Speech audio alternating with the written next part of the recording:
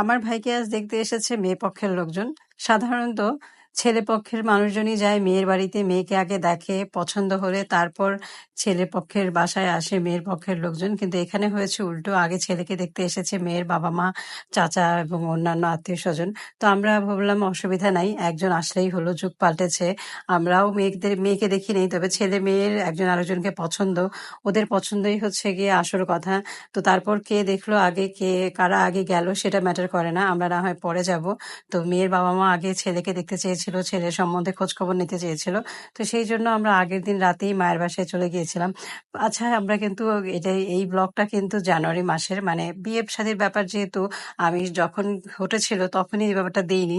ভাবছিলাম যে সবকিছু ফাইনাল হোক, ফাইনাল হয়ে যাওয়ার পর তারপর আস্তে ধীরে ব্লগগুলো একটা একটা করে ছাড়বো। এখন যেরকম আমার ভাইয়ের বিয়ের কথাবার্তা ফাইনাল হয়ে গিয়েছে, আলহামদুলিল্লাহ, সামনের মাসে আমার ভাইয়ের বউকে আমরা উঠায় নিয়ে আসবো।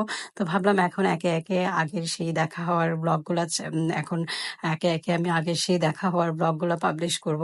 তো এই যে আমরা আগের দিন চলে গিয়েছিলাম মায়ের বাসায়, যাতে করে মাকে ঘরোয়া আয়োজন আমরা যেটা করব সেই আয়োজনে একটু কাজে হেল্প করতে পারি, যেহেতু অনেকগুলো মানুষের আয়োজন মা করবেন। তো সাধারণত আমরা এই ধরনের আয়োজনগুলা ঘরোয়াভাবে রান্না করতেই বেশি পছন্দ করি। যত মানুষই হোক, 30-40 জন মানুষের রান্না আমরা নিজেরাই রান্না করি। মাই মেইন কুক থাকে এবং আমি, আমার বোন হচ্ছে গিয়ে মায়ের অ্যাসিস্ট্যান্ট বা হেল্পার।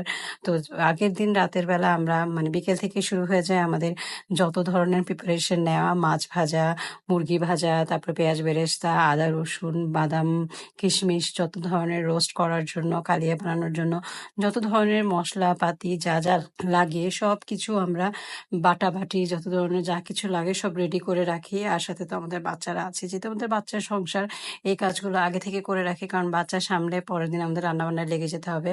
তো এই যে পরের দিন আমাদের সবকিছু নিয়ে গোছগাছ করে আমরা লেগে গেলাম রান্না করার জন্য। প্রথমেই আমরা চিংড়ির যে মালাইকারি করব সেটা রান্না করে নিচ্ছি।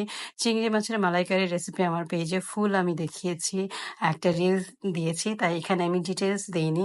এই মালাইকারিটা প্রচন্ড মজা হয়েছিল। এরপর হাঁড়িতে গরুর মাংসের জন্য তেল দিয়ে তার মধ্যে অনেকখানি পেঁয়াজ ভেজে নিচ্ছি। এখানে প্রায় 5 কেজির মতো গরুর মাংস, হাড় চর্বি সহ আছে। এখন 5 কেজি মাংসের জন্য 5 টেবিল চামচ আদা এবং 5 টেবিল চামচ রসুন দিয়ে দিচ্ছে মা। এরপর দিয়ে দিবে মা হচ্ছে তার ঘরে বানানো গরম মশলার গুঁড়ো। তো এগুলো সবই তেলের মধ্যে হালকা করে আগে প্রথমে কিছুক্ষণ ভেজে নিতে হবে, তারপর পানি দিতে হবে। এখানে আদা রসুনের সঙ্গে গরম মসলা দিয়েছে, ধনিয়া জিরার গুঁড়ো দিয়েছে, তারপর হলুদের গুঁড়ি দিবে, মরিচের গুঁড়ি দিবে, সবই মা চোখের আন্দাজে দিচ্ছে।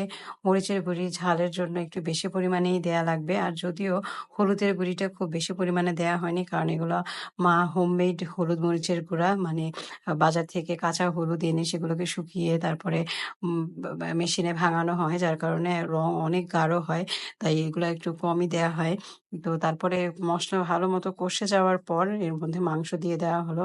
মাংস মসলার সঙ্গে ভালো মতো মাখিয়ে নিয়ে এরপরে ঢাকা দিয়ে রাখা হলো। মাংস থেকে বেশ পানি উঠেছে, সেই পানি দিয়েই মাংসটাকে অনেকক্ষণ এখানে কষিয়ে নেওয়া হবে। তো অনেকক্ষণ কষিয়ে নেওয়ার পর তারপরে ঢাকা দিয়ে রাখা হলো।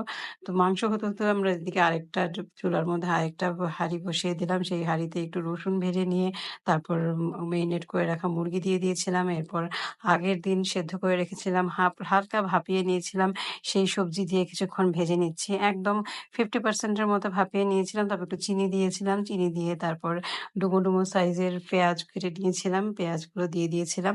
ওইদিকে আবার একটু যখন মাংসটা কষে আসলো তখন এর মধ্যে আলু দিয়ে দিলাম।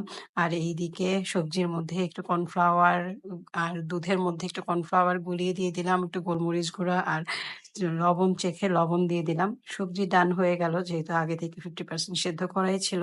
কর্নফ্লাওয়ার আর দুধের মিশ্রণটা দেওয়ার পর খুব বেশি সময় লাগে না সবজিটা নামিয়ে নিতে। তো এইদিকে আমাদের চিংড়ির মালাইকারি হয়ে গেল, আমরা বাটিতে একবারে সার্ভ করে নিচ্ছি। ওইদিকে গরুর গোস্তটাও অলমোস্ট কষে গিয়েছে। এখন দেখেন গরুর গোস্তর কালারটা কি চমৎকার, পানি দেওয়ার সাথে সাথেই বোঝা যাচ্ছে। আর এই যে আগের রাতে আমরা মাছটা ভেজে নিয়েছিলাম, এটাকেও মশলা কষিয়ে নিয়েছি অন্য চুলায়। গরুর মাংস হতে হতে কিন্তু এখানে আমরা মাছের ভুনাটাও করে নিচ্ছি। মাছের ভুনার এই রেসিপিটাও আমি আলাদা করে পেজে দিব, কারণ এই রেসিপিটাও যদি আমি দেখাতে চাই ভিডিওটা অনেক বড় হয়ে যাবে, তাই এটা আমি এখানে ফুল দেখালাম না। তো তো এখানে বড় একটা হাঁড়ি নিয়ে নেওয়া হলো যেখানে আমরা চিকেন রোস্টটা রান্না করব। এর মধ্যে তেল দিয়ে ১ম এ কিছুক্ষণ পেঁয়াজ ভেজে নেওয়া হলো। তারপরে আদা, রসুন এবং পেঁয়াজ বাটা দিয়ে বেশি করে অনেকক্ষণ ভেজে নেওয়া হলো। আর এখানে রোস্টের যে মসলাটা সেটা তৈরি করে নেওয়া হচ্ছে। ১ম এ বাদাম, কাঁচামরিচ এগুলা যে কিশমিশ ভেজে নেওয়া বেটে নেওয়া হয়েছিল তার সঙ্গে রোস্টের মসলা, লাল মরিচ গুঁড়া এবং লবণ একসাথে মিক্স করে ধনিয়া, জিরার গুঁড়া একসাথে মিক্স করে সেই মসলাটাই এখানে দিয়ে দেওয়া হলো। এখানে মা রোস্টের মসলা হিসেবে রাঁধুনি রোস্টের মসলার প্যাকেটটা ব্যবহার করেছিল এবং তারপর প্রায় ৩০-৪০ জন মানুষের জন্য যে মুরগিগুলো ভেজে রাখা হয়েছিল, মুরগির পিসগুলো, সেগুলো দিয়ে মসলার সঙ্গে বেশ ভালো মতো কষিয়ে নেওয়া হলো এবং তারপর এখানে দুধ দিয়ে দেওয়া হলো। তো এরপর এদিকে আমি ভাবলাম যে রান্নাবান্না তো প্রায় সব শেষের দিকে, টেবিল গোছানোর জন্য সবকিছু নামিয়ে নিচ্ছি। কারণ গেস্ট চলে আসলে তখন এগুলো করতে গেস্টদেরকে বসিয়ে রেখে ভালো লাগবে না। তো রান্নাবান্না একদিকে হতে ছিল আর আমি আরেকদিকে এগুলো করছিলাম। তো এক চুলায় রোস্টটা যখন টানছিল তখন মা ওইদিকে বলল যে পোলাওটা বসিয়ে দিই যেহেতু সব রান্না অলমোস্ট শেষ। পোলাও বসানোর জন্য গোটা গরম মসলা দিয়ে, পেঁয়াজ ভেজে, আদা রসুন দিয়ে, লবণ দিয়ে তারপরে যে এখন পোলাওর চালটাকে ভাজা, ভাজা করে নেওয়া হচ্ছে। এইভাবে করে ভাজা, ভাজা করে নিলে পোলাও কিন্তু খেতে খুবই ঝরঝরা হয়, দেখতেও উম সাদা, সাদা হয়, ঝরঝরা হয় এবং খেতেও খুব মজাই হয়। তো আর এখন বাকি যে রান্নাগুলো হয়েছিল সেই রান্নাগুলোর উপরে পেঁয়াজ বেরেস্তা দিয়ে দিচ্ছি। আর সবশেষে এখন কাবাবগুলো যেগুলো আগের দিন বানিয়ে ফ্রোজেন করে রাখা হয়েছিল সেগুলোকে ভেজে নেওয়া হচ্ছে। আর আরেক চুলায় আমাদের পোলাওটাও রান্না হয়ে গিয়েছে। তো দাওয়াতের দিনে এভাবে করে কিন্তু সকাল থেকে রান্না শুরু করে দিলে রান্না কিন্তু দুপুর ১টা-১২টার মধ্যেই শেষ হয়ে যায়। তো এখন গেস্টরা আসার পর তাদেরকে সার্ভ করার জন্য শরবতটাও বানিয়ে নেওয়া হলো। খুব সিম্পল একটা ট্যাং দিয়ে শরবত বানিয়ে নেওয়া হয়েছে, সাথে লেবুর রস দেওয়া হয়েছে। আর এইদিকে আমার বোন সবগুলো কাবাব একটা, একটা করে দাঁড়িয়ে, দাঁড়িয়ে ভেজে ফেলেছে। আর এই যে আমরা সবকিছু রেডি করে খাবার-টাবার নিয়ে এসে তারপর দেখছি যে সব আমাদের রান্নাবান্না শেষ।